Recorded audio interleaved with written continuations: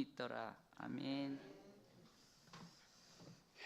기도하겠습니다. 사랑과 은혜가 풍성하신 하나님 아버지, 오늘 예배 자리에 나온 우리 모두에게 성령의 기름을 부어 주옵소서. 삶 속에서 불어오는 이해할 수 없는 고난 속에서도 우리를 향한 하나님의 선한 뜻을 발견할 수 있도록 하나님 우리의 영적인 눈을 열어 주옵소서. 이 시간 선포되어지는 말씀을 통해 낙심했던 마음이 소망으로 바뀌고 우리가 심겨진 자리에서 복음의 능력을 볼 수 있도록 하나님 인도하여 주옵소서. 하나님의 말씀을 선포되어질 때 그 말씀을 하나님의 음성으로 듣고 변화되는 귀한 은혜의 시간이 될 수 있도록 인도하여 주옵소서. 감사드리옵고 예수 그리스도의 이름으로 기도드렸습니다. 아멘. 오늘은 우리가 사도행전 8장 말씀을 통해 큰 박해에서 큰 기쁨으로라는 말씀으로 하나님의 은혜를 나누고자 합니다. 흐르지 않고 고여 있는 물은 언젠가는 썩게 되어 있죠. 처음에는 아무리 깨끗한 물이라 할지라도 시간이 지나면 이끼가 생기고 또 악취가 나고 썩기 마련입니다. 그래서 생명의 물이 생명의 근원이 되어야 하는데 이 물이 갇혀 있는 순간 오히려 도리어 생명을 해치는 그런 죽은 물로 변해버리는 것을 우리는 너무나도 쉽게 또 보게 되어집니다. 우리의 신앙생활도 마찬가지인 것 같습니다. 처음 은혜를 받으면 상당히 열정도 생기고 또 하나님 앞에 그 사랑의 감격이 너무나 커서 헌신하는 마음도 부릴 듯 일어나는 것이 우리들의 모습입니다. 그러나 신앙이 익숙해지고 또 그러한 익숙함이 계속해서 지나가게 되어지면 그때부터는 내 삶의 현실에 안주하게 되고 새로운 도전보다는 편하고 또 대접받는 그러한 삶을 살아가려고 하는 그런 이기적인 마음들이 우리 안에 생겨나는 것을 보게 됩니다. 결국 하나님께 받은 은혜와 사랑이 내 안에만 머물러 있다면 그 사랑은 어느새 고인물이 되어 더 이상 쓸 수 없는 그러한 썩어져 버리는 그러한 죽은 믿음이 될 수 있음을 성경은 우리를 통해서 말씀해주고 있습니다. 신앙의 연수가 쌓이고 또 직분이 무거워져도 그것이 복음으로 유통되어지지 않으면 결국 우리는 영적인 매너리즘에 빠질 수밖에 없고 영적 침체라는 부패된 상태로 살아가게 되어집니다. 그래서 은혜는 축적하는 것이 아니라 흘려보내는 그러한 모습들을 통해서 계속 소통이 되어져야 합니다. 예수님은 부활하셔서 처음에 제자들에게 너희가 예루살렘을 떠나지 말고 머물러 있어라 라고 이야기를 말씀하십니다. 그런데 그 머물러 있는 기간은 그렇게 긴 기간이 아니었습니다. 그곳에서 그들이 머물러 있어야 하는 단 한 가지의 이유는 하나님께서 약속하신 성령이 너에게 임하기까지 그곳에 머물러 있으라고 유통기간을 제한해 두셨습니다. 그리고 예수님께서 승천하시면서 뭐라 그러시나요? 성령이 임하시면, 내가 약속한 성령이 너에게 임하면 너에게 권능이 임할 것인데 그때부터는 어떻게 돼요? 땅끝까지 복음의 증인이 되어야 된다. 예루살렘만 머물러 있지 말고 유대와 사마리아로 또 땅끝까지 이 복음을 전해야 된다. 그래야 너희들의 믿음이 썩지 않는 것이다 라고 말씀하고 계시는 것입니다. 그래서 사도행전은 땅끝까지 이르러 복음의 증인이 되라고 우리에게 시작부터 말씀해 주고 있죠. 이것은 우리를 영적인 샘물로 삼아서 하나님의 사랑을 세상 가운데 흘려보냄으로 말미암아 죽었던 그 땅 가운데 하나님의 나라로 소생케 하시는 하나님의 놀라운 계획과 섭리가 있었던 것입니다. 요한복음 7장 37절과 38절을 우리 함께 보겠습니다. 시작. 누구든지 목마르거든 내게로 와서 마시라. 나를 믿는 자는 성경의 이름과 같이 그 배에서 생수의 강이 흘러나오리라 하시니, 흘러가야 생명이 삽니다. 물은 흘러가야 맑음이 유지가 되어져요. 거쳐가는 곳마다 생명의 새 창조가 일어나는 것입니다. 복음 전도의 사명도 단순히 우리가 은혜 받고 이 자리에 머물러 있는 것으로 멈춰서는 안 되고 내 안에 고여 썩어질지 모르는 이 영적인 내면이 이 성령의 생수를 통하여서 자꾸 밖으로 흘러나가도록, 그래야 할 때 하나님의 놀라운 은혜가 경험되어지고 우리는 하나님이 주신 그 사명을 감당하게 되어지는 줄로 믿습니다. 오늘 여러분의 믿음은 흘러가고 있습니까? 아니면 멈춰져 있습니까? 나의 믿음은 정체되어 있습니까? 아니면 세대를 뛰어넘어, 지역을 뛰어넘어 사명으로 흘러가고 있습니까? 갇혀서 서서히 빛을 잃어가는 고인물이 되지 않도록 우리는 주의해야 합니다. 바라기는 우리에게 주신 복음의 사명을 우리는 날마다 완수하며 날마다 새롭게 흐르는 생명의 통로가 되어지기를 주님의 이름으로 축복합니다. 오늘 우리는 사도행전 8장 말씀을 통해 큰 박해에서 큰 기쁨이라는 제목으로 하나님의 은혜를 나누고자 합니다. 사도행전을 한 문장으로 요약하라고 한다면 우리는 대개 사도행전 1장 8절을 떠올립니다. 우리 다 아시죠? 한번 읽어보도록 하겠습니다. 시작. 오직 성령이 너에게 임하시면 너희가 권능을 받고 예루살렘과 온 유대와 사마리아와 땅까지 이르러 내 증인이 되리라 하시니라. 성령의 충만함을 받아야 우리는 믿음의 능력을 가지고 살아갈 수 있습니다. 그 믿음의 능력을 우리에게 주신 이유는 저 예루살렘과 유대와 사마리아와 땅끝과 같이 우리의 가정과 또 우리의 교회와 우리의 일터 가운데 하나님이 증인 삼기 위해서 우리를 불러주셨고 성령을 허락해 주셨고 또 증인되게 하셨다는 사실입니다. 그래서 사도행전은 예수 그리스도의 부활 이후에 성령의 강력한 역사를 통해 예루살렘에서 땅끝까지 교회를 세워나가는 과정을 우리에게 소개해주고 있습니다. 제자들은 성령의 권능을 받고 이제 그들의 마음을 짓누르고 있었던 그 두려움에서 해방이 되어집니다.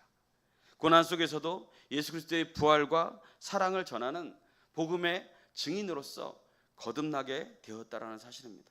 그래서 결국 사도행전은 주님의 명령에 순종해서 성령과 함께 세상을 변화시켜 나간 신앙인들의 발자취를 우리에게 보여주며 이제 새로운 사도행전을 쓰기를 원하는 이 시대의 교회를 향하여 하나님이 우리를 부르셨고 우리에게도 동일하게 성령의 충만함 가운데 복음의 증인이 되기를 원하시는 하나님의 마음을 우리에게 전하고 있는 것입니다. 부활의 주님을 그래서 우리는 만나야 합니다. 부활의 주님을 만나지 않고 부활의 주님이 경험되어지지 않으면 우리는 복음의 증인으로 살아갈 수 없습니다. 교회를 다녀도 우리가 증인된 삶을 살아갈 수 있는 사람들이 있고 여전히 고인물처럼 그저 썩어져가는 그런 삶을 살아갈 수 있는 그런 모습들이 있을 수 있습니다. 오늘 말씀대로 복음이 예루살렘을 넘어 온 세계로 뻗어나간 위대한 역사를 우리는 사도행전이라고 부릅니다. 실제로 사도행전은 그래서 크게 세 부류로 이렇게 나뉘어집니다. 1장에서 7장까지는 예루살렘을 중심으로 교회가 어떻게 세워졌는지 그리고 성령이 어떻게 역사하시고 계신지에 대해서 우리에게 보여주고 있습니다. 8장에서 12장까지는 유대와 사마리아로 확장되어지는 하나님의 말씀의 역사가 어떻게 이루어지고 있는지를 보여줍니다. 또 13장에서 28장은 당시 땅끝으로 여겨졌던 로마까지 증거되는 그 복음의 과정들을 우리에게 보여주고 있습니다. 근데 성도 여러분, 오늘 본문인 8장은 예루살렘에만 머물고 있었던 복음이 드디어 유대와 사마리아까지 넘어가는 거대한 전환점을 우리에게 보여주고 있습니다. 우리는 흔히 전환점이 제자들의 위대한 결단으로 이루어졌을 것이다. 그들이 선교에 대한 갈망 때문에 하나님의 복음을 들고 나아갔을 것이다. 라는 추측을 하며 살아갑니다. 그런데 그렇지 않아요. 그렇지 않아요. 오늘 성경이 보여주는 현실은 너무나 다릅니다. 복음이 확장된 결정적인 계기는 이 제자들의 어떤 자발적인 순종이 아니었습니다. 무엇이었습니까? 예루살렘 교회에 불어닥친 피할 수 없는 위기, 박해였습니다.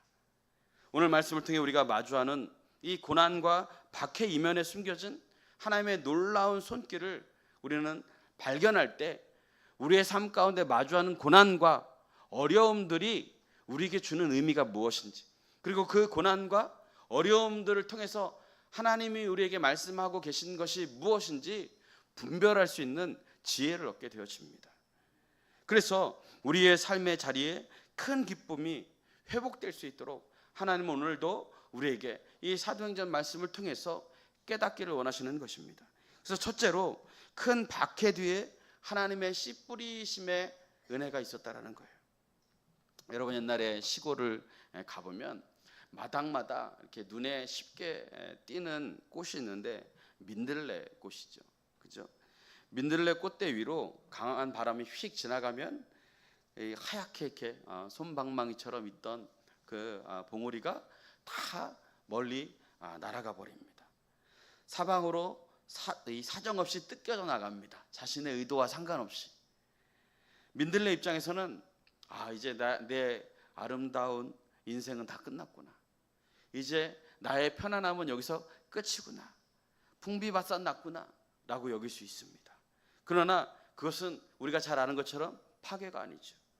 강한 바람에 밀려서 멀리 날아가는 이 씨앗들은 사람들이 발로 밟는 시멘트 도로 사이에도 틈에도 스며들고 돌밭에도 떨어져서 결국 그곳에서 새로운 민들레꽃을 피우게 됩니다.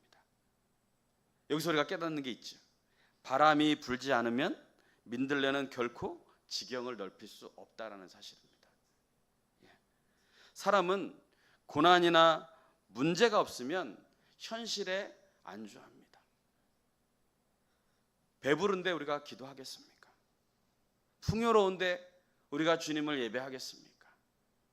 고난이 와야 기도의 지경이 넓어집니다. 이것은 우리가 다 경험하는 바이죠. 지금 여러분의 삶에 거센 박해의 바람, 고난의 바람이 불어닥쳐서 사방으로 흩어지는 것과 같은, 그래서 내 삶이 풍비박산 나는 것과 같은 그러한 고난을 겪고 계십니까? 기억하시기 바랍니다. 그것은 여러분을 무너뜨리려는 어떤 사탄의 바람이 아니라 척박한 세상 가운데서 복음이라는 생명의 씨앗을 하나님이 우리를 통해서 흩으시고 계시는 놀라운 은혜가 그곳에 있었다라는 사실입니다. 우리 1절 하반절을 함께 다시 한번 보겠습니다. 시작. 그날에 예루살렘에 있는 교회에 큰 박해가 있어 사도 외에는 다 유대와 사마리아 모든 땅으로 흩어지니라. 여기서 그날은 어떤 날일까요? 우리가 앞에서 살펴봤던 것처럼 믿음의 사람, 성령이 충만한 스데반이 이제 돌에 맞아서 순교한 날을 기점으로 초대교회에 엄청난 박해가 시작되어집니다. 바로 그날입니다. 그날 교회의 분위기는 어땠을까요? 교회의 분위기는 순식간에 얼어붙었을 것입니다. 부흥과 은혜의 자리는 슬픔과 공포로 가득했을 것입니다. 게다가 3절을 보니까 사울이라는 청년이 등장해서 교회를 진멸하려고 이제 집집마다 찾아다니면서 남녀를 분문하고 끌어다가 감옥에 가두고 또 핍박을 가하기 시작합니다. 거칠고 날카로운 박해의 칼날 앞에 성도들은 앞터 투어 흩어지기 시작합니다. 성경에 보니까 사도들 외에는 다 흩어졌다라고 이야기하고 있습니다. 여러분, 인간적인 눈으로 봤을 때 이게 교회의 부흥인가요?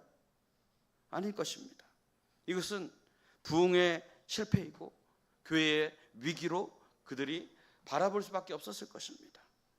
그래서 그들이 도망쳤다라고 하거나 숨어들었다라고 이야기하지 않고 흩어지다라는 표현을 씁니다. 성경 기자는 이 감당하기 힘든 사건을 묘사하면서 도망치거나 숨었다라는 이야기를 쓰지 않고 흩어졌다라고 이야기를 하고 있어요.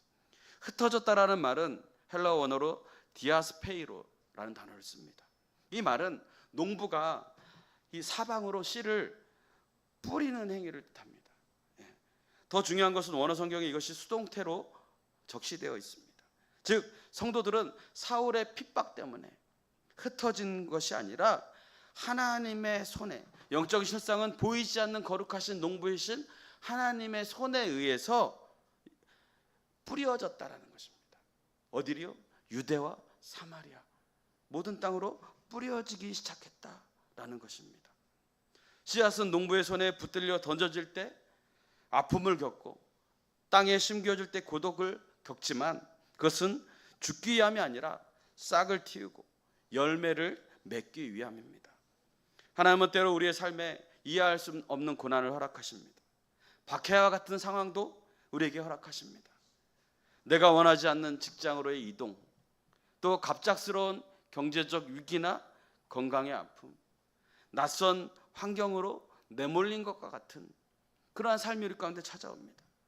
그러나 여러분 기억하시길 바랍니다. 그것은 우리를 망하게 하려고 도망가게 하는 것이 아니라 우리를 새로운 축복의 통로로 쓰시기 위한 하나님의 디아스페이로 거룩한 씨를 뿌리는 작업을 우리 가운데 하고 계시는 것입니다. 게다가 1절 상반절에 뜬금없이 들어간 사울은 그가 죽임당함을 마땅히 여기더라. 스데반 집사가 복음을 전하다가 이제 돌에 맞아 죽는 그 모습이 마땅하다라고 여겼습니다. 이것을 하나님은 왜 뜬금없이 중간에 기록했을까요? 하나님의 위대한 반전을 위한 복선입니다. 하나님이 이제 앞으로의 사역에 중요한 인물로 쓰고자 예고하신 것입니다.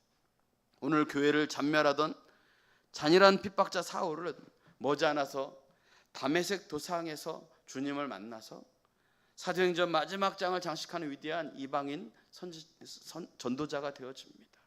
하나님이 그 또한 그 사건을 통해서 그리스도인뿐만 아니라 그리스도를 믿지 않는 그 사람을 하나님의 일꾼으로 삼기 위해서 다메섹으로 흩으시는 것입니다. 그리고 그곳에서 주님의 거룩한 씨앗을 심을 그러한 준비로 하나님께서 불러주십니다. 하나님은 박해 속에서도 이미 그 박해자를 전도자로 바꿀 계획을 세우시고 흩으시고 또 계획하셨습니다. 그러므로 내 삶의 자리에서 찾아온 큰 위기 속에서도 우리는 낙심하지 말고 하나님이 이 시간들을 통해서 나에게 주신 사명, 내가 감당해야 할 하나님의 뜻이 무엇인가, 하나님이 나를 이곳으로 흩으신 이유가 무엇인가, 그것을 발견함으로 하나님 앞에 하나님의 손길을 신뢰하며 믿음의 사명을 감당하는 우리 성도들이 되어주기를 축복합니다. 두 번째로 흩어진 사람들은 박해를 큰 기쁨으로 바꾸었습니다. 박해를 피했습니다. 아니, 하나님의 손에 의해 흩어진 성도들은 어떤 모습을 보였습니까?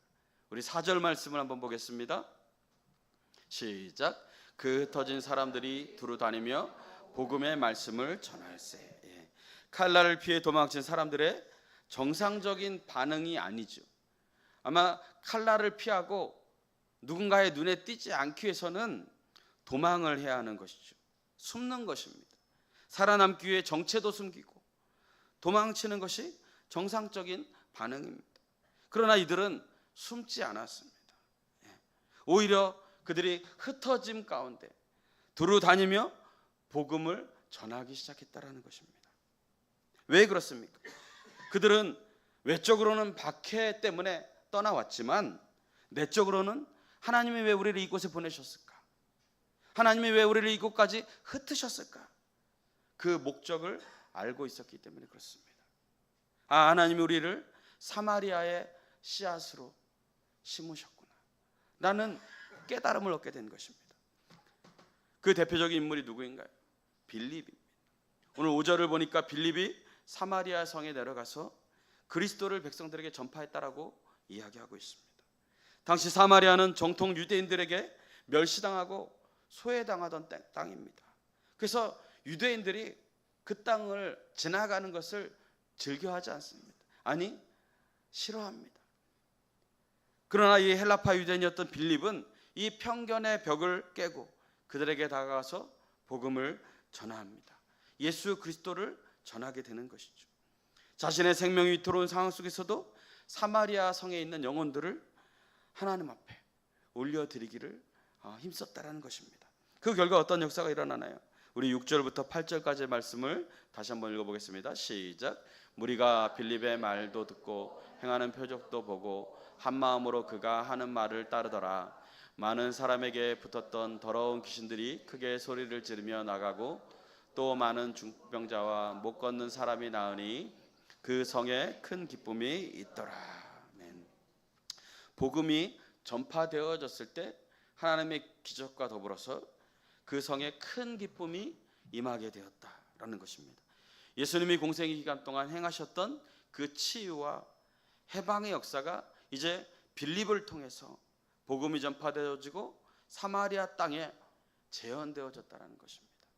더러운 귀신들이 떠나가고 고칠 수 없는 질병이 치유되고 오랜 영적 어둠에 갇혀있던 그 성읍에 큰 기쁨이 임하게 되어진 줄로 믿습니다. 예루살렘의 큰 박해가 빌립의 순종을 통과해 사마리아의 큰 기쁨이 된 이 놀라운 영적 공식, 이것은 오늘날 우리에게도 유효한 것입니다. 사실 이것은 구약 성경의 한 인물을 통해서도 우리가 명확히 증명되어짐을 보게 됩니다. 그 사람이 누군가요? 바로 요셉입니다. 요셉은 형들의 시기와 미움으로 인생의 큰 박해를 경험하게 됩니다. 그리고 그는 애굽의 노예로 팔려가게 되고 그곳에서도 이제 더 처참하게 죄수로서 사방으로 흩어지는 듯한 그런 감옥까지 내몰리게 되어집니다. 인간적으로 보면 억울하고요, 슬프고 또 더 이상 어떠한 낙도 찾을 수 없는 그런 삶이었습니다. 그러나 요셉은 그 낯설고 고통스러운 환경 속에서도 하나님을 신뢰하고 하나님을 원망하지 않고 자신이 주어진 그 자리에서 하나님이 나와 함께 하시는 그 형통의 삶을 살아가도록 나를 흩으셨다라는 그 인생의 계획들을 발견하게 됩니다. 훗날 애굽의 총리가 되어 형들을 다시 만났을 때 요셉이 눈물로 고백하게 되죠. 뭐라고 고백하나요? 창세기 45장 5절 말씀을 함께 보겠습니다. 시작. 당신들이 나를 이곳에 팔았다고 해서 근심하지 마소서, 한탄하지 마소서. 하나님이 생명을 구원하시려고 나를 당신들보다 먼저 보내셨나이다. 당신들보다 먼저 나를 흩으셨나이다로 바꿀 수 있을 것입니다. 형들은 미움으로 요셉을 자신들이 던졌다고 생각했지만 요셉은 그렇게 생각하지 않았습니다. 당신들이 나를 팔았다고 근심하지도 한탄하지 말라는 겁니다. 이것은 하나님이 생명을 구원하기 위해서 하나님이 나를 흩으신 것이었다 라고 그는 이 상황을 영적으로 해석하게 되어집니다. 형들은 미움으로 요셉을 던졌지만 하나님은 만민의 생명을 구원하시려고 요셉을 애굽이라는 밭에 먼저 뿌려놓으신 것입니다. 요셉 한 사람의 고난과 순종이 극심한 경제적인 패닉 상태에 머물러 있는 애굽이라는 나라와 또 이 야곱의 식구들이 있는 그 공동체를 하나님이 구원하시기 위해서 이 요셉을 흩으셨다라는 것이죠. 그래서 기근에 빠진 온 세상에 큰 기쁨과 살 길을 열어 주었다라는 것입니다. 오늘 우리의 순종도 이와 같습니다. 하나님이 나에게 왜 이런 축복을 주셨을까? 하나님이 나에게 왜 이러한 자리를 허락하여 주셨을까? 그것은 바로 하나님이 이 때를 위해서, 하나님의 복음을 위해서 우리를 흩으셨다라는 사실, 그것을 기억하기를 원하시는 하나님의 섭리가 있는 줄로 믿습니다. 영적인 공식이 여기 있습니다. 예루살렘 교회의 큰 박해가 빌립의 순종을 통과하자 사마리아 성에 큰 기쁨이 임했습니다. 오늘날 우리 교회 가운데서 우리가 복음을 위해 살아가고 또 하나님의 사명을 감당하기 위해서 큰 어려움들과 고난이 있을 수 있습니다. 그러나 그 어려움과 고난 앞에서도 우리가 이 빌립과 같이 하나님의 말씀 앞에 순종으로 통과되어질 때 그 순종을 통해 오늘도 하나님은 큰 기쁨을 우리의 삶 가운데 이루어 가실 줄로 믿습니다.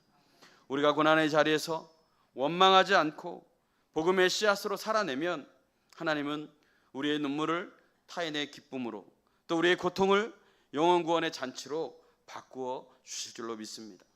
내가 심겨진 그 가정, 내가 심겨진 그 직장, 내가 그 삶의 터전에서 복음을 전함으로 나로 인해 그곳에 큰 기쁨이 임하여지는 놀라운 축복이 여러분의 삶 가운데 있기를 주님의 이름으로 축복합니다. 셋째로, 복음은 세상의 큰 자를 굴복시키고 데오빌로를 찾아가게 합니다. 사마리아 성에 복음의 기쁨이 임하자 그 성에 가장 영향력 있던 한 인물이 변화되어집니다. 9절에 등장하는 시몬이라는 마술사입니다. 그는 단순한 마술사가 아니었습니다. 이교적인 주술을 통해서 사람들을 미혹하는 당시의 영적인 지도자와 같이 사람들에게 인정받는 사람이었습니다. 그렇다 보니까 자신을 스스로가 큰 자라고 칭했고 백성들을 그를 가리켜서 하나님의 능력이다 라고 이야기하면서 그를 신처럼 떠받들었습니다. 그래서 그는 세상의 권세와 명예를 다 쥔 것과 같은 그런 삶을 살아가는 자였습니다. 그러나 빌립이 전한 하나님 나라와 예수 그리스도의 이름 앞에서 그 화려한 마술도 세상의 명성도 아무런 힘을 쓰지 못합니다. 빌립의 복음을 선포하고 예수 그리스도의 이름을 증거하자 그곳에서 놀라운 기적과 하나님의 역사하심이 일어나게 되어집니다. 많은 사람들이 예수를 믿기 시작합니다. 시몬에게 찾아갔던 많은 사람들이 예수 앞에 엎드리게 되어지는 것이죠. 그래서 세례를 받고 마침내 큰 자라고 여겼던 이 시몬마저도 이곳에 나와서 예수 그리스도의 이름 앞에 그는 세례를 받게 되어집니다. 13절을 보면 시몬이 세례를 받은 후에 빌립을 항상 따라다녔다라고 이야기합니다. 그리고 표적과 능력을 보고 놀랐다라고 기록하고 있습니다. 세상의 헛된 신념이 예수님의 이름 앞에 무릎을 꿇는 것입니다. 물론 이후에 시몬은 그것을 잘못된 자기의 욕심으로 채우려다가 오히려 해를 당하는 그런 모습들을 겪을 뿐만 아니라 나중에 그는 이제 초대교회의 그런 어떤 역사를 보면 나중에 영지주의의 그런 교주 역할을 하며 이단으로 빠지는 그런 잘못된 길을 걸어가는 모습들을 우리가 듣게 되어집니다. 어찌됐든 이 순간 그는 자신의 거짓들을 내려놓고 예수 그리스도를 믿는 믿음의 능력을 바라보며 따르게 되어집니다. 이 놀라운 역사를 바라보며 우리는 사도행전의 서두를 다시 기억해야 합니다. 우리 사도행전 1장 1절 다시 한번 보겠습니다. 시작. 데오빌로여 내가 먼저 쓴 글에는. 사도행전은 거대한 세계 선교의 역사책입니다. 본질적으로는 누가라는 의사가 기록했죠. 누가복음과 사도행전은 한 책으로 우리가 알고 있습니다. 근데 이 누가라는 기자가 이 복음서와 사도행전을 왜 썼을까요? 그것은 데오빌로라는 단 한 사람의 영혼을 구원하기 위해서 그가 정성껏 이 편지를 써내려갔다라는 것입니다. 하나님은 데오빌로라는 이 한 영혼을 너무나 사랑하셔서 누가를 통해 이 방대한 성령의 역사를 기록하게 하셨다라는 것입니다. 저는 이 누가도 너무나 대단한 것 같아요. 이 데오빌로 한 사람을 위해서 여러분이 누가복음과 사도행전 읽기도 벅차지 않습니까? 근데 이 편지를 쓰는 수고를 마다하지 않았습니다. 지금처럼 컴퓨터가 있어서 막 다다다다 써서 보낼 수 있는 것도 아닙니다. 한자 한자 써서 보내야 하는 것이죠. 한 영혼을 구원하기 위해서 수고하고 땀 흘리는 것을 마다하지 않았다라는 것입니다. 헌신과 노력을 기울였다라는 것입니다. 한 영혼은 그냥 구원되어지는 것이 아닙니다. 수고와 땀 흘려 노력하고 영혼을 사랑하는 마음으로 끝까지 사명을 감당할 때 하나님의 놀라운 성령의 역사가 일어나게 되어지는 줄로 믿습니다. 이 관점으로 오늘 본문을 다시 보면 사도행전 인물들도 저마다 자신에게 맡겨진 데오빌로가 있었다라는 거예요. 자신만의 데오빌로를 찾아가는 여정이 사도행전입니다. 여러분, 빌립 집사에게 데오빌로는 누구였을까요? 소외당하던 사마리아 성 사람들이었을 것입니다. 세상 권세에 취해 자신을 신처럼 떠받들었던 시몬이었을 것입니다. 핍박자 사울의 데오빌로는 누구였을까요?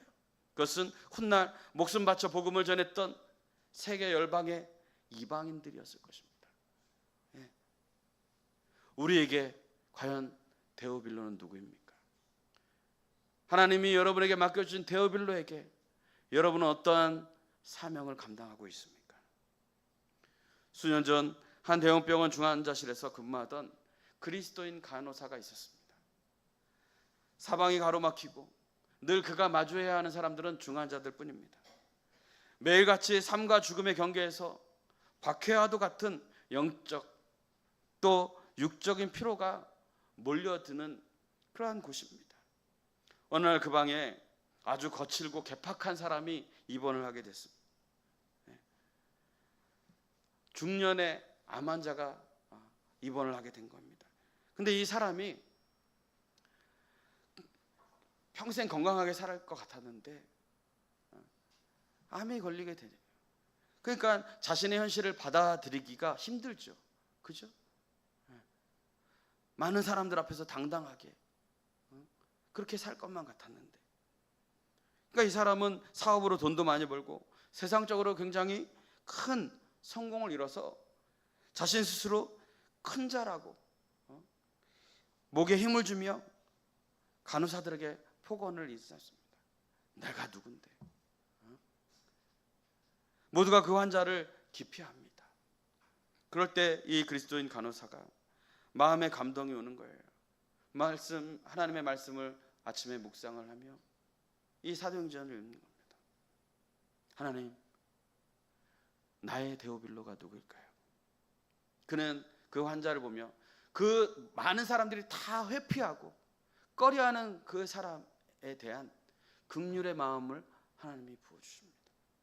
그래서 결단합니다. 하나님, 제가 저분의 데오빌로가 되겠습니다. 저분을 나의 데오빌로로 삼겠습니다. 그는 밤낮 남들이 꺼리끼는 굳은 수발을 다 참아냅니다. 환자의 욕설이 귀에 못이 박힐 정도로 매일 듣게 됩니다. 그러나 묵묵히 하나님, 이거 주님을 위해서 내가 감당하겠습니다. 저 영혼을 위해서 죽으신 그 주님을 위해서 내가 감당하겠습니다. 몇 주가 지나고 몇 달이 지났습니다. 어느 날 그 거치던 환자가 갑자기 이 간호사의 손을 덥석 잡는 거예요. 그리고 펑펑 우는 겁니다. 간호사님, 도대체 나한테 왜 그럽니까? 다른 간호사처럼 저를 대하지 왜 도대체 저를 못 살게 굽니까? 왜 나를 이렇게 힘들게 만드십니까?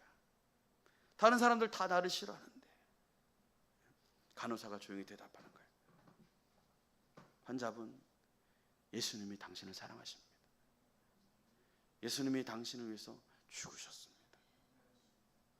세상에서 자칭 큰 자라며 소리치던 이 마술사 시몬과 같은 환자는 결국 그 중환자실 침대 위에서 예수님을 구주로 영접합니다. 하나님이 그 간호사를 힘겨운 중환자실로 보내신 이유는 그곳에서 죽어가는 이 마술사 같은 시몬, 즉 그 간호사만의 데오빌로를 구원하시기 위함입니다. 하나님은 오늘도 우리를 부르셨습니다. 그리고 우리를 통해서 복도 주시고 또 우리로 하여금 세상을 이길 힘을, 능력을 주셨습니다. 그런데 과연 우리의 시선은 나의 데오빌로를 찾기 위한 곳으로 나아가고 있는지, 아니면 나에게 주어진 이 환경과 상황을 나의 욕심을 채우고 그 풍요의 도취가 되어서 하나님의 사명을 잃어버린 채 나의 기쁨을 위해서 쫓아만 다니고 있지 않은지 우리 스스로를 돌아봐야 합니다. 하나님이 예루살렘 교회에 피치 못할 박해를 허락하시고 성도들을 사방으로 흩으신 진짜 이유는 바로 그 흩어진 자리에 그들이 건져내야 할 데오빌로 한 영혼이 기다리고 있었기 때문입니다. 여러분의 가정에서, 또 여러분의 직장에서, 여러분이 마주하는 많은 사람들 가운데서 하나님이 나에게 붙여주신 데오빌로, 그 데오빌로를 우리는 외면해서는 안 되는 것입니다. 말씀을 맺고자 합니다. 우리의 삶에 찾아오는 원치 않는 박해와 고난은 우리를 무너뜨리는 위기가 아니라 우리를 복음의 씨앗으로 심으시는 하나님의 거룩한 손길임을 믿습니다.